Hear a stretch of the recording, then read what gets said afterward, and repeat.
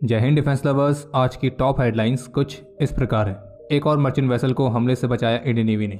भारत का defence export 2028 तक पहुंचेगा 50,000 करोड़ रुपीस तक। इंडियन मिलिट्री के नाम पर धोखा देने वाले मामले आए सामने। पहली बार महाराष्ट्र के एमएसए में डिफेंस एक्सपो में डीआरडीओ ने अनवील किया अपना लेटेस्ट 8x8 CBRN व्हीकल, और ईरान ने एक बार फिर से पाकिस्तान के अंदर करी मिलिट्री स्ट्राइक।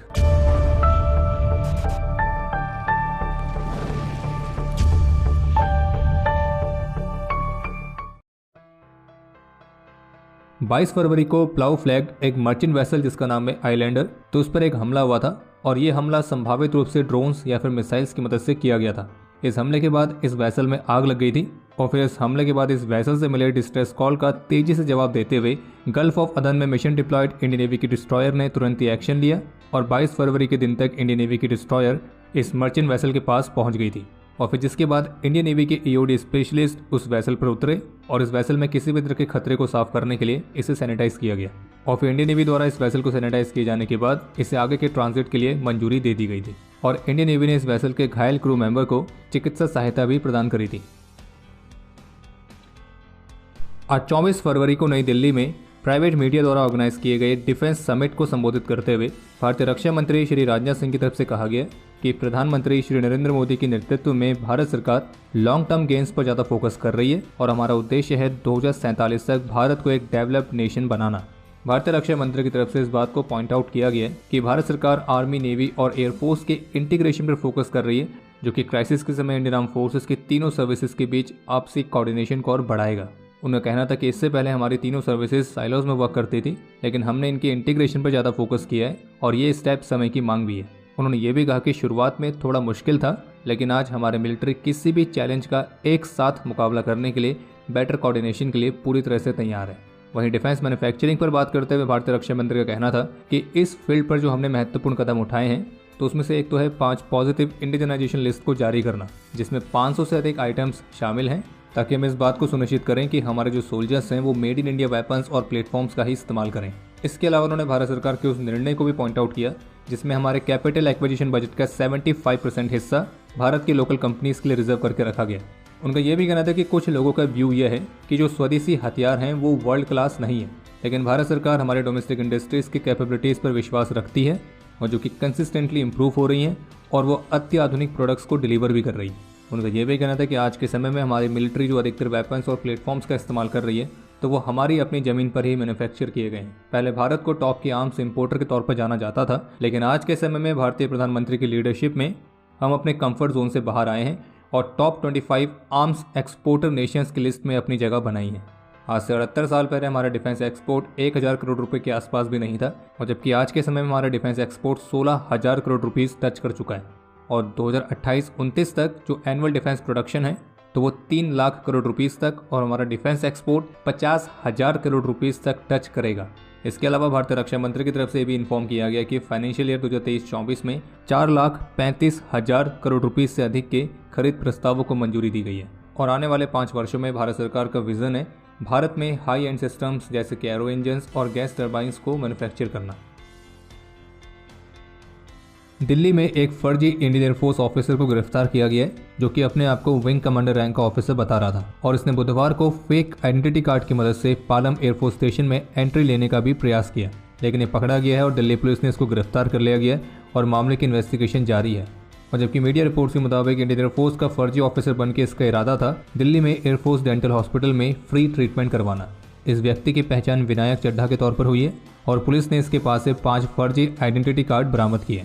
और आपको इस बात को लेकर भी सतर्क कर दे कि हाल ही के समय में इंडियन आर्म फोर्सेस के नाम पर धोखाधड़ी वाले मामले भी काफ़ी सामने आए हैं, और इन्हीं सब के बीच इंडियन आर्मी के ऑफिशियल ट्विटर हैंडल से सभी को सतर्क करते हुए एक एडवाइजरी भी जारी की गई है, जिसमें इंडियन आर्मी ने बताया कि जो ये धोखेबाज लोग हैं ये किस तरह से काम करते हैं। पहले ये आपके सामने अपने आप को कोई मिलिट्री पर्सनल बताएंगे, और फिर इंडियन मिलिट्री के नाम पर आम नागरिकों का विश्वास हासिल करेंगे, और ऐसा करने के लिए वे असली दिखने वाले फर्जी डॉक्यूमेंट्स का इस्तेमाल करेंगे, जैसे कि पहचान पत्र, सेवा प्रमाण पत्र, कैंटीन कार्ड, ये सब।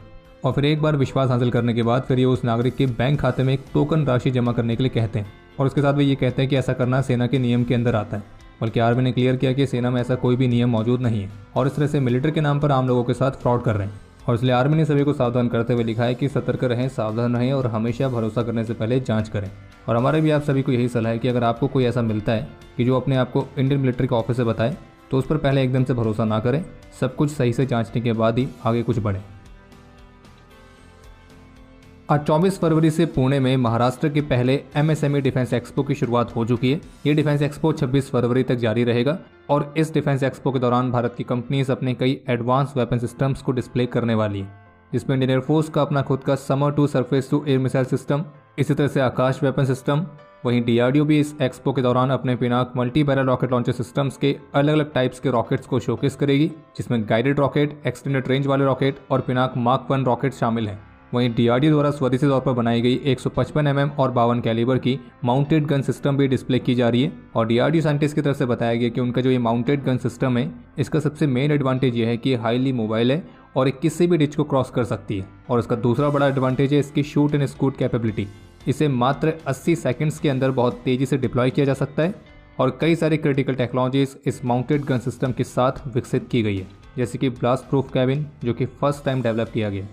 और इतना ही नहीं बल्कि इस डिफेंस एक्सपो में DRDO पहली बार अपने wheeled 8x8 CBRN reconnaissance vehicle को भी डिस्प्ले कर रही है, जो कि DRDO की VRDE द्वारा स्वदेशी तौर पर डिजाइन और डेवलप किया गया और महिंद्रा डिफेंस सिस्टम लिमिटेड द्वारा मैन्युफैक्चर किया गया सेकंड जनरेशन का व्हील्ड प्लेटफॉर्म है। और इसमें जो CBRN वाले इंस्ट्रूमेंट लगाए गए तो वो भारत इलेक्ट्रॉनिक्स लिमिटेड की तरफ से। DRDO को ये CBRN vehicle chemical, biological, radiological और न्यूक्लियर थ्रेट्स वाले इन्वायरमेंट में जो दूषित क्षेत्र है उन्हें डिटेक्ट कर सकता है, आइडेंटिफाई कर सकता है, मॉनिटर कर सकता है और उनकी मार्किंग्स भी कर सकता है। इस व्हीकल में 600 हॉर्स पावर का इंजन लगाया गया है जो कि 8x8 व्हील कॉन्फ़िगरेशन के साथ आता है। और ये एक एम्फीबियस व्हीकल है जो कि जमीन के साथ साथ पानी पर भी ऑपरेट कर सकता है। इसे मल्टीपल टाइप के रोल्स जैसे कि infantry combat vehicle, armoured personnel carrier, CBRN recce, तो इस तरह की अलग अलग भूमिका के लिए इस्तेमाल किया जा सकता है। और इसकी ऑन रोड ऑपरेशनल रेंज है 500 किलोमीटर। सड़क पर इसकी मैक्सिमम स्पीड है 101 किलोमीटर पर आवर, जबकि पानी में हाइड्रोजेट्स के साथ इसकी मैक्सिमम स्पीड है 8 किलोमीटर पर आवर। और इस व्हीकल को मॉड्यूलर बैलिस्टिक और ब्लास्ट प्रोटेक्शन भी दी गई है। हथियार के तौर पर इसमें 7.62 mm की रिमोट कंट्रोल वेपन सिस्टम लगाई गई है और इसमें 360 डिग्री का day and night crew vision system भी आता है। और इसका जो क्रू विजन सिस्टम है उसे भारत की private firm Tonbo imaging India private limited ने विकसित किया है। ईरान की तरफ से एक बार फिर से पाकिस्तान के अंदर मिलिट्री स्ट्राइक की गई है और जिसमें पाकिस्तान के अंदर रह रहे जैश अल अदल के एक सीनियर कमांडर को ढेर किया गया। और यह दावा अलग अलग टॉप मीडिया रिपोर्ट्स में ईरान इंटरनेशनल इंग्लिश की रिपोर्ट के हवाले से किया जा रहा है और जिसमें ईरान इंटरनेशनल इंग्लिश ने भी यह दावा ईरान के स्टेट रन मीडिया का रेफरेंस देते हुए किया है। हालांकि जब ईरान इंटरनेशनल इंग्लिश की ऑफिशियल वेबसाइट पर हमने इस रिपोर्ट को ढूंढने का प्रयास किया तो हमें यह रिपोर्ट नहीं मिली, जिसके कारण ये हो सकता है कि शायद ये रिपोर्ट अब डिलीट कर दी गई है। बाकी इस रिपोर्ट में यह बताया गया था कि ईरान के मिलिट्री फोर्सेस ने पाकिस्तान के अंदर जैश अल अदर के सीनियर कमांडर इस्माइल शाहबख्श और उसके कुछ साथियों को ढेर किया। और ये रिपोर्ट एक ऐसे समय पर आई है जब एक महीना पहले दोनों देशों ने एक दूसरे पर एयर स्ट्राइक्स करी थी। हालांकि फिर उस घटना के बाद पाकिस्तान और ईरान ने दोनों ने अपने बीच तनाव को कम करने के लिए महत्वपूर्ण कदम उठाए थे और सिक्योरिटी कॉपरेशन को बढ़ावा देने की बात भी करी थी। और ये जो अनाउंसमेंट थी पाकिस्तान के फॉरेन मिनिस्टर और उनके ईरानियन काउंटर पार्ट की ज्वाइंट प्रेस कॉन्फ्रेंस में की गई थी, जिसमें ईरान और पाकिस्तान दोनों के ऑफिशियल्स की तरफ से कहा गया था कि वे अपने बीच की मिसअंडरस्टैंडिंग्स को तेजी से रिजॉल्व करेंगे। लेकिन अब जो ईरान की मिलिट्री ने पाकिस्तान के टेरिटरी के अंदर ही नई स्ट्राइक करी है तो फिर ये कुछ और ही पिक्चर दिखा रही है। लेकिन फिलहाल अभी इस रिपोर्ट पर ना तो ईरान की तरफ से ना ही पाकिस्तान की तरफ से कोई भी ऑफिशियल कंफर्मेशन देखने को नहीं मिला है और ना ही ये क्लियर हुआ है कि ईरान की मिलिट्री ने जो पाकिस्तान के अंदर स्ट्राइक करी तो इस स्ट्राइक के बारे में इस बार क्या पाकिस्तान को पहले से जानकारी थी या फिर इस बार भी पाकिस्तान को इस स्ट्राइक के बारे में कुछ भी पता नहीं लग पाया। और फिलहाल अभी इस रिपोर्ट पर ऑफिशियल कंफर्मेशन का इंतजार है। बाकी अगर इस पर कोई अपडेट आता है तो हमारे डिफेंस अपडेट से आपको उसकी जानकारी मिल जाएगी और क्विक अपडेट्स के लिए टेलीग्राम चैनल से आप जुड़ सकते हैं। बाकी इसके अलावा एक अपडेट सामने आया कि अजरबैजान ने जंग फाइटर 17 यानी कि JF-17 थंडर ब्लॉक 3 एयरक्राफ्ट की खरीद के लिए 1.6 बिलियन US की डील साइन करी। और इस मामले पर अजरबैजान की मीडिया की तरफ से जो रिपोर्ट जारी की गई है उसके मुताबिक ये डील पाकिस्तान के साथ साइन की गई है और जिसमें पाकिस्तानी सोर्सेज के हवाले से दावा किया गया है कि इस डील में JF-17 ब्लॉक 3 फाइटर्स की खरीद के साथ साथ पायलट्स की ट्रेनिंग और एयरक्राफ्ट के लिए एम्यूनिशन की खरीद भी शामिल रहेगी। वैसे आपको बता दें कि इस तरह की न्यूज़ पहले भी कई बार आ चुकी हैं लेकिन वो आज तक कभी भी कंफर्म नहीं हुई है और इस बार भी ये जो न्यूज़ आई है ऑफिशियली सामने नहीं आई है, ये अजरबैजान की मीडिया की तरफ से। तो अभी इस पर अजरबैजान या फिर पाकिस्तान की तरफ से ऑफिशियल कंफर्मेशन का इंतजार है। बाकी अलग अलग मीडिया रिपोर्ट्स में दावा किया गया कि पहले पाकिस्तानी मिलिट्री के लिए JF-17 ब्लॉक 3 फाइटर्स की डिलीवरी पूरी करने के बाद ही इनका एक्सपोर्ट दूसरी कंट्री के लिए हो पाएगा। बाकी एक तरफ जहां अजरबैजान की तरफ से JF-17 को लिए जाने की रिपोर्ट सामने आ रही है, वहीं दूसरी तरफ कुछ ऐसी भी रिपोर्ट्स हैं कि आर्मेनिया ने अब भारत के Astra beyond visual range air to air missile में भी अपनी दिलचस्पी दिखाई है। और आर्मेनिया की तैयारी तो भारतीय वेपन्स के साथ साथ फ्रेंच ओरिजिन के वेपन्स को लेने की भी चल रही है। बाकी अब समय है आज के इतिहास का।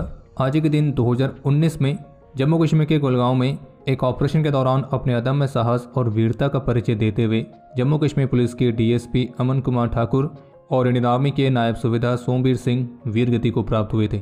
DSP अमन कुमार ठाकुर को मरणोपरांत पुलिस मेडल गैलेंट्री और नायब सुबेदार सोमवीर सिंह को मरणोपरांत शौर्य चक्र से सम्मानित किया गया था। आज के दिन 1999 में जम्मू कश्मीर में अपने अदम्य साहस और वीरता का परिचय देते हुए ITBP के कांस्टेबल राम सिंह वीरगति को प्राप्त हुए थे। और आपके लिए आज का प्रश्न यह है कि भारत के स्वदेशी न्यूक्लियर पावर्ड सबमरीन का नाम क्या है। समय है आज के टॉप 3 कमेंट्स का, जो ये रहे आपकी स्क्रीन पर।